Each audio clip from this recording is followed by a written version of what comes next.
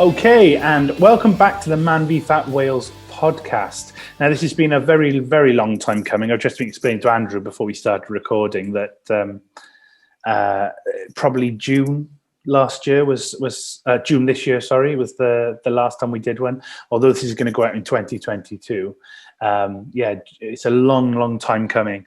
And as with most podcasts that have gone well, this has come from you. This has come from you sharing something in your team chat, and it kind of been highlighted to me as being, something we need to talk about in terms of MANvFAT. So, Andrew, could you possibly introduce yourself?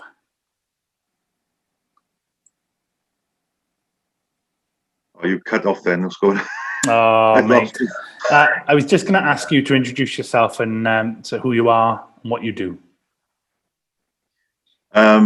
So my name's Andrew Rowley. I play on a Friday night at the Newport MANvFAT League. Only joined a few weeks ago, probably was about 6 or 7 weeks ago, maybe at the most. For a job, I'm a floating support worker. I was in residential support, which is where I started putting all my weight back on. So I managed to lose quite a bit of weight previously. And then doing 24-hour shifts, meal prep and stuff went out the window and sorted myself out.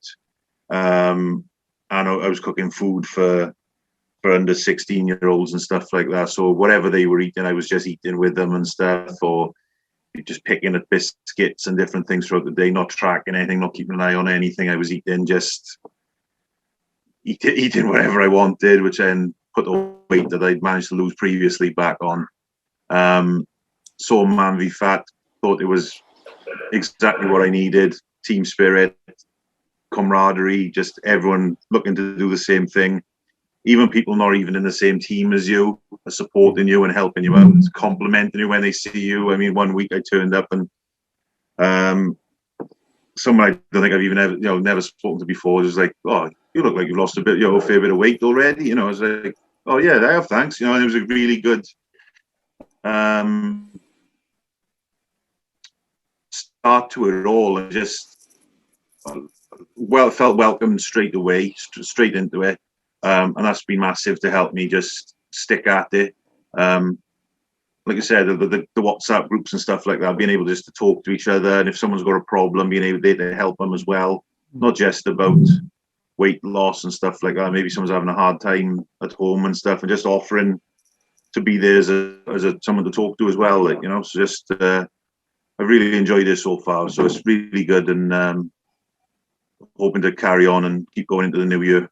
Yeah, and you've already hit your 5%, and you're down over Christmas, you believe, from your kind of self-checking at home. So that's amazing. So I'm gonna go straight into it, because you've already mentioned it. The fact that you know exactly how to lose weight for you, but the reason it went back on was because you weren't able to keep up with a plan that you had because of a change in job, change in circumstances.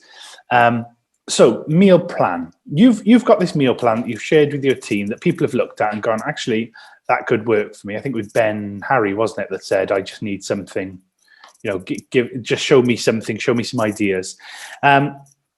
So I'm going to do some technical wizardry and put a picture of the meal plan over the top of us.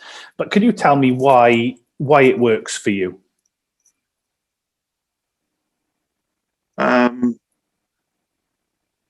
A lot of meal plans and a lot of stuff people go to, they're usually sort of these diets that pop up here and there, and it's what years ago it was the Atkins diet and all these other things, and it was cutting things out, and you wouldn't eat bread or carbs and things like that, and all these other things you cut out, and high fat, low carbs, and all these other things. But with this plan, it was a friend of mine that did it, and literally I spoke to him about it and said, what am I cutting out? And he just went, you're cutting out the bad foods. So you're cutting out your deep fat fried stuff. You're cutting out your chocolates and things like that, which have got high sugar, and just keeping yourself not full, but keeping yourself satisfied throughout the day. So you're having your breakfast, then you're having a snack a few hours later, and just making sure that you've got that ticking over. You're making sure you drink lots of water, because the water is going to help you, one, feel hungry, two, help you with weight loss. Then it comes to lunch, same again, you're eating your lunch, back on a snack. By the time you're home from work, when I was working regular shift hours, if you want to call it regular days, by the time you're getting home, you're having your tea, your food. Again, then making sure you drink plenty of water through the day. And then by that time, then you're usually pretty comfortable. I did have a chat with my mate, mine, because when he first gave it to me, he said to me, "Oh, it'll be 3,000 calories a day. This is what you're aiming for." So I was like, okay, great. So I was using MyFitnessPal, checking my daily intakes and stuff, following it sort of step by step, thinking, right, if once I'm into it, I'm following it, I know I'll be able to stick to it. So I stuck to it, and he came to visit about a week or two late, and he asked my partner, how many times has he fallen off? How many times has he like snuck us something else or something different that he shouldn't have or whatever, or, you know? And she said he hasn't. So then I came into the room, and he said, "Oh, you know, honest now," he said, "how many times have you've fallen off and whatever?" And I went, "Genuinely none." I said, "I knew as soon as I had this plan and I can see it in front of me, it's in writing, I'm having this, this, and this." I said, "The meals on the plan are enjoyable." I mean, Monday night has quickly become my favorite night to have steak, 3 potatoes cut into wedges, peppers, onions, and we've thrown in a bit of mushroom and stuff like that as well, just to make it a little bit different. I said, it's not a diet. It's not a diet to me. That's just a food. I've always called it my nutrition plan, because one of the things I've always said is if you start calling something a diet, I always fall off it as quick as possible. Whereas when I was calling a nutrition plan and looking at it and like having fajitas and things and salmon and veg and rice and things like that during the week, and it's different foods each day, and you can mix and match them. So obviously, if I know I'm playing football on a Friday, I'll start having more carbs towards the sort of those days then, because I know I'm going to need more energy. So you'll mix it up a little bit, whereas maybe beginning of the week, I'm not going to be doing so much. Maybe I've had a couple of days where I've not been moving around as much, not doing as much exercise. Put maybe the lower carb meals and stuff at that point. But then when I know I'm going out for walks or playing football or whatever it might be, just make sure you get enough carbs in, because that's your energy foods. Yeah. I remember saying to him the one day about, he gave me the plan, and he said about the Baby Bell. And on there, there's 3 Baby Bell as a snack. And I said, "Oh, do I want the low fat ones?" And for the fat, he said, "You need, the point of you eating the Baby Bell is for you to have the fat." He said, "So don't have the low fat ones, because that doesn't help." I mean, it just came up to my internet. No, it's fine. And part of the reason is kind of, we, including myself, maybe less so, but I think anyone who's starting on a nutrition plan and is using this in terms of you kind of almost, well, like literally spoon feeding you what you need to eat, is you've put it in the hands of someone else who's a bit more qualified to actually make those decisions and make those choices. I think that's really good. You said a few really interesting things during that then. You kind of corrected yourself where you said it's designed to make you not hungry. Oh, no, make you actually satisfied. Because actually hunger is a fine thing. Hunger is that sign that you actually need to eat. And actually, we never wait for that hunger. That's why we overeat, because we're not waiting for that hunger. So actually training yourself into, all right, I feel hungry now, it's probably the right time to eat. And going back to that natural rhythm of your body is a really beneficial thing. You also mentioned having breakfast, then a snack maybe 2 or 3 hours later, lunch, then a snack maybe 2 or 3 hours later. Would you say the timings of those meals in the day are important to you?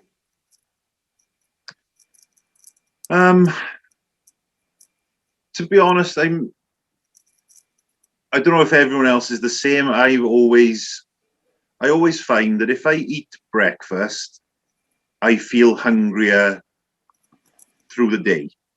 Whereas if I miss breakfast, like I did it before when I wasn't on a plan or anything, where if I missed breakfast, I could pretty much go all day, pretty much forgetting that I hadn't eaten.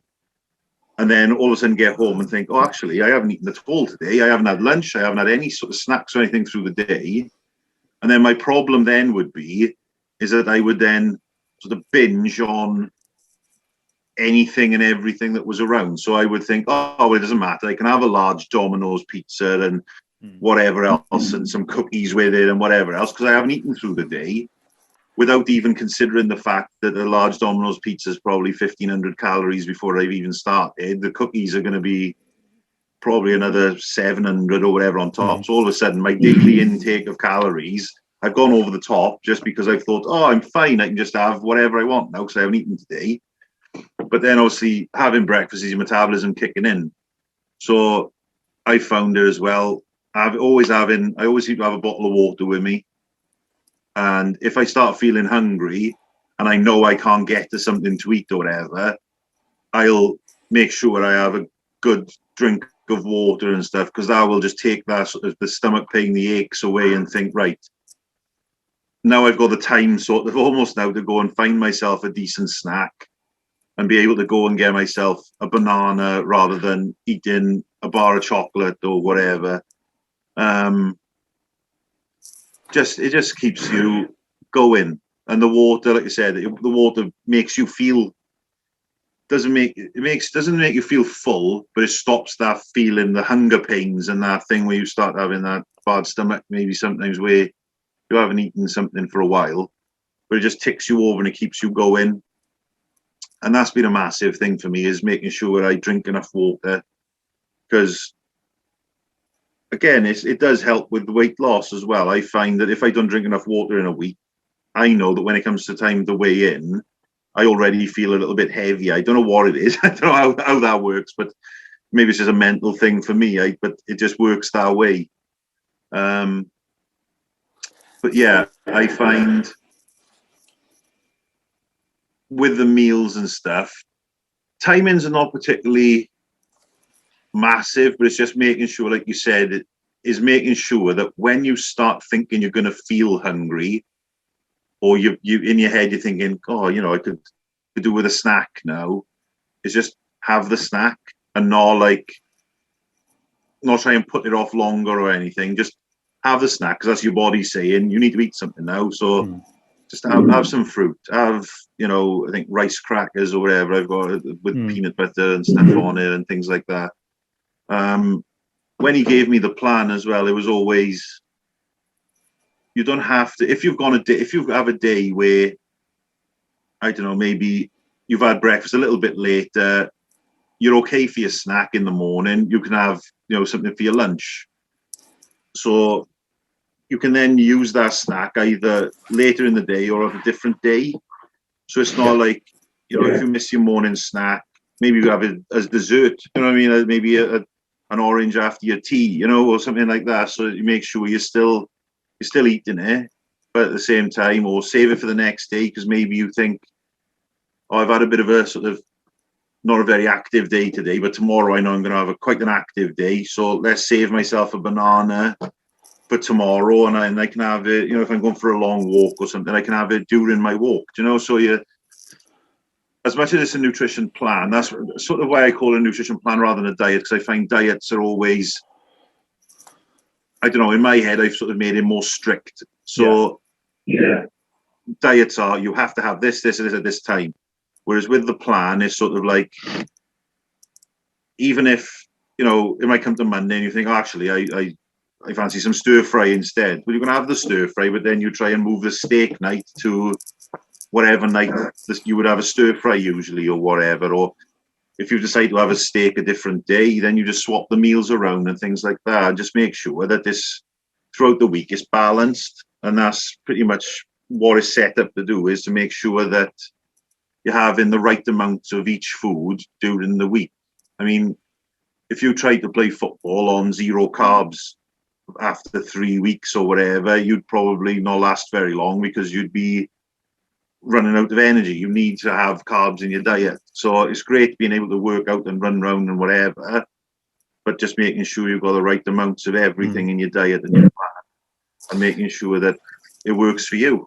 Yeah, so some of the things you've said then about timings of things are spot on. Hydration can buy you time when you're hungry. Don't wait until you're walking past Greg's till you're going to have your hunger pang. Make sure you've got, like you're literally doing right now, make sure you've got your bottle of water, you're sipping away, you're filling up. I think that's really important. Then you've said you can switch things around. The timings aren't like, it's 11, my alarm's going to go off on my phone, I must eat now, otherwise my metabolism is going to be ruined. Because actually it doesn't. Your metabolism is going 24/7. It's not affected majorly by when we eat. What it is affected by is making sure we do eat, and we make sure we eat the right things, and that's for the health side of it rather than the weight loss side. But what you've said there also brings me on to the next question, and it's one of my major quibbles with nutrition plans, meal plans, whatever you want to call them, is how do you avoid boredom? So you've already said previously, your steak night, where you've added in a bit of mushroom for a bit of variety, and the fact you can switch foods around. Are there any other ways in which you think you use it more effectively to avoid the boredom of this is what I'm having every week? To be honest, I'm. It's not me who gets bored of it. My partner, she's always been happy to cook all the meals for me, and she's always said to me, I will help you stay on this, and I will help you stick to it. So to be fair, she is like one of the main reasons, because I know how lazy I am. So I know for a fact that if I was coming home and I knew I had to pick steak and veg and whatever else up from the supermarket and I couldn't be bothered, I wouldn't. And then I would end up ordering some sort of takeaway or whatever's here in the fridge or whatever. I would just end up eating, again, going back to eating all the wrong things again that I know wouldn't be good for me. So she's a massive part of it, that she will make sure I stick to the plan, and she will help, and she will prep, and she will cook it, and she looks after me with that. The problem is that she gets fed up of cooking the same meals every day. So she's the one mainly who goes, "Oh, you want steak again?" I'm like, "Well, it's Mondays. It's steak night this time. Time for steak." And she's like, "Well, but I got it." And I have. It says wedges, so I air fry the wedges. But she air fries the wedges, so I've become quite, accustomed to them. I quite like the air fried wedges now. So she gets really annoyed because they take over an hour to cook, rather than obviously stick them in the oven for 20 minutes and they cook. So that annoys her. But we're lucky in a way that we've got the Pinch and Nom books. Yeah. So we'll look at. We're quite good at obviously being able to substitute things in. So looking at sort of, if something's got potatoes and beef and stuff like that mixed in and whatever, and then we'll have a look into the Pinch and Nom books, find something with a similar calorie count, similar proteins, carbs, veg, whatever it is in there, and then we'll mix it up by adding something into it. I think last week there was a Caribbean curry, so again, mixing that in, making a change up. I love a curry. It's one of those things, and just mix it and you add it in every few days or whatever, or just change something up. And then to be fair, when I was doing this plan, I lost, it was about 5.5 stone. I lost in, I think it was about 6 months. And that was exercise as well. Don't get me wrong, I didn't just do this plan and sit on my backside and everything go fantastic. But as I started losing weight, I started feeling better. I was going out for walks. I was going up mountains for walks. I was going to the gym. And then obviously the better I felt, the more I was able to do. The good thing about this nutrition plan is because I got myself into a place where I was doing exercise, when I put the weight back on, it actually took me almost 2 years, I think, to put the weight back on, because I was, and I'll be honest, it was mental health more than anything. binging on chocolate, because that was my go-to. If I felt down, I'd go to B&M, buy a massive bag of Maltesers, Minstrels, whatever it was, and I would just eat loads, all in the same night. And I would just scoff it all down, order a takeaway, whatever. But even though I was still going over the top with all my calories per day, because the diet, the nutrition plan I've been doing was balanced and measured and everything was done in the right way, it wasn't like, I compare it to my mother with Slimming World. She does Slimming World and she'll lose a few stone every couple of years. But it seems as soon as she comes off Slimming World and starts eating anything other than what's on the Slimming World plan, she seems to start putting the weight back on straight away. Whereas with this plan, when I had lost the weight and I'd swapped jobs, and then I wasn't doing as much exercise, I wasn't sticking to the plan, it still took me quite a while to put the weight back on. So that was the comparison to what my mother was doing with Slimming World, whereas she could eat one pizza and all of a sudden she's like back up to her start weight somehow, even though she's eating her diet for the rest of the week. Yet with this, it seemed to be, because I'd been eating the right things at the right times and stuff like that, even when I had fallen like off the wagon totally, I still wasn't piling it all straight back on. So it wasn't like 1 week after I, stopped doing the diet, I was 2 stone up. It took, like I said, probably a year and a half, 2 years before I'd started really getting back out of shape as much as I was when I started with MANvFAT. Yeah, well, and that's because this type of plan has habitualized behavior. You've habitualized certain things, which is, habits are not bad. Now, habits can be a really good thing as well. But then you talked about like when you were off it, what you tended to gravitate towards then was the calorie dense stuff like the chocolate, like the deep fried foods. But you also mentioned something really important there when it comes to the choices, is in terms of getting your partner on board as well. Having your partner on board, you won't have seen this, but the previous podcast we've just done, me and Billy, we talked about getting your family on board with you, and just letting them know, even if they're not on it with you, that they can be supportive of it, which is really, really important.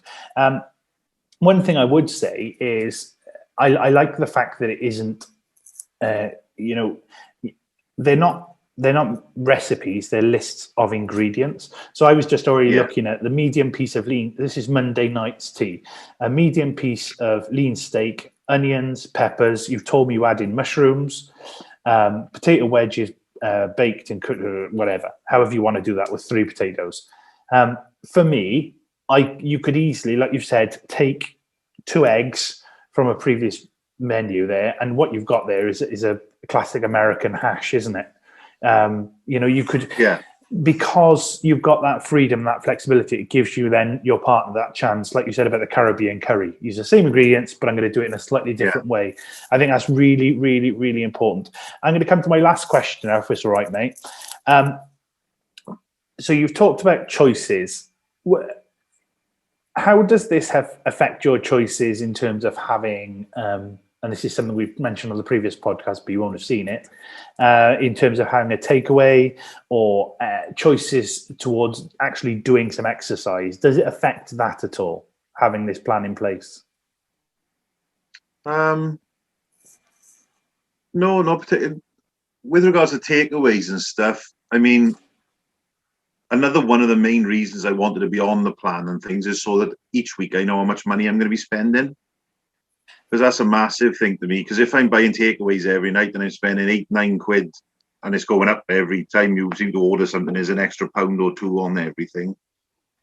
It's just knowing that with regards to my shopping list, if I've got those ingredients, like you said, even if you just use the ingredients and then change it up and mix it up, I've got a rough idea every week. Okay, that's going to cost me 30 quid, or that's going to cost me however much it is.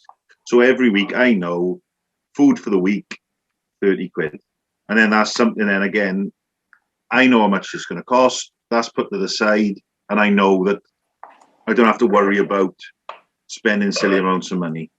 I mean, if it's like a birthday or something we're going out for, I mean, Miller and Carter to me is great anyway, because I can just go and I'll just have steak and mix it up and have some veg and stuff with it rather than having chips. So even if you have chips as a one-off or whatever, it's not the end of the world. It's not. To be fair, the plan, I was just reading the email actually that my mate sent me when he sent me the plan. And it was only supposed to be for the first 2 weeks. And because I enjoyed it so much, I just said, no, don't worry about it. I'll just stick to it. And like I said, I stayed on it for about 6 months and didn't change it. But there's always that opportunity as well of, if I did feel that I was that bored with it or anything was wrong, I could just, I know I could go back to him and say, oh, look, what other options have we got? What can I do with this?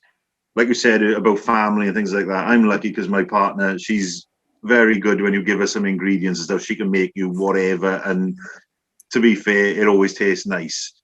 Spices and different things like that, pretty much 0 calorie anyway with a lot of stuff. So you can make it taste however you want it to and mix it up.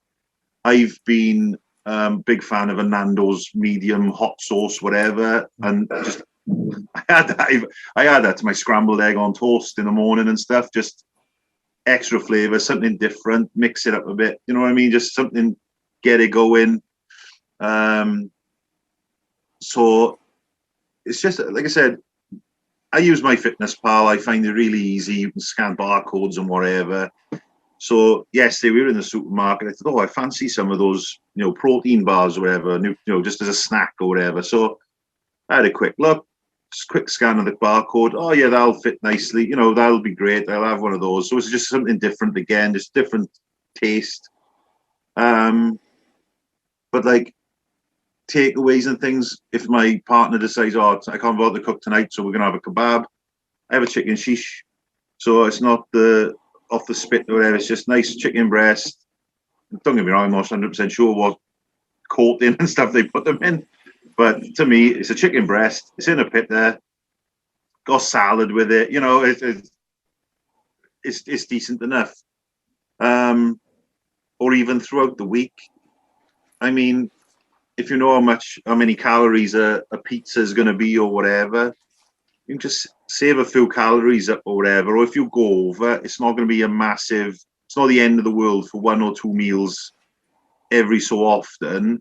It's when, with me, what used to happen, and the reason, again, like you said earlier about over Christmas, I haven't put weight on, is because I know if I decide I'm just going to relax I'm just going to go off it for a week, I'm just going to eat whatever I want, I know what will happen is that I will struggle to get back onto it, and before I know it, any weight and progress I've already made will go right back to the start, and I'll be just back in that place, and I know I'll beat myself up about it, and I know I'll be like, oh, why did I do that? I knew I shouldn't have done that. So the best thing for me to do, don't get me wrong, I've had treats, I've had chocolates and stuff, but what I've done is use MyFitnessPal to see how many calories are in a Ferrero Rocher, and I decided, right, I'm having 3. You were taking those away from me once I've had 3, and hide them, and that's fine. I've had some chocolate, I've had the taste, I'm good, but just hide them away from me, because I can't know where they are. Because my thing Christmas time is I'd have a box of Ferrero Rocher, and before my missus even knew we had them, they'd be gone, because I would just sit there and it'd just be bam, bam, bam, bam, bam. And it's like afterwards when you think about it, it's like, did I actually enjoy those, or did I just shovel them in my mouth because they were there? Have I just eaten them all because they were just in front of me? And I know I like them, but did I enjoy them that much that I've eaten 16 of them, or however many were in the tub, in 15 minutes? Could I have enjoyed them that much? No, really, all I've done is just shovel calories down my throat.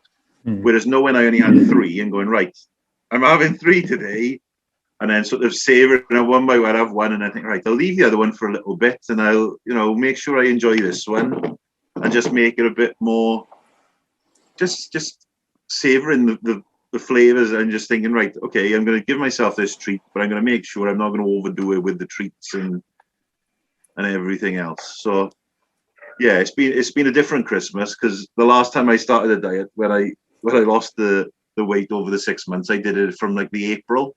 So it's the first Christmas I've had to properly stuck to the plan. But again, cooked dinners, you just add in on maybe some pigs and blankets and things like that, and maybe an extra Yorkshire pudding if you're having some Yorkshire puddings and stuff. But again, you just make sure you haven't gone silly over the top with everything, and just try and keep it sensible, and just try not to let yourself get carried away with it. Yeah, I think you've illustrated perfectly how you've gone into this thinking, I'm a beginner, I just need someone to help me, and then you've shown me exactly that you know what you're doing now. You've moved to that intermediate stage. Yeah, you know you're not an expert, because you know you can slip, and you still need to rely on it, a bit of a crutch. But you've got all your eggs in a row. You know exactly what you're doing. I thank you so much for sharing this with us. It's been eye-opening for me to hear you talking about it as well, to have actually 25, 30 minutes to actually chat with you about this, and really listen. So thank you ever so much. Absolutely brilliant insight into that. And thanks for being part of the MANvFAT Wales podcast. Hopefully lots of people get lots out of this. Thanks very much, mate. Yeah, cool. Thanks very much.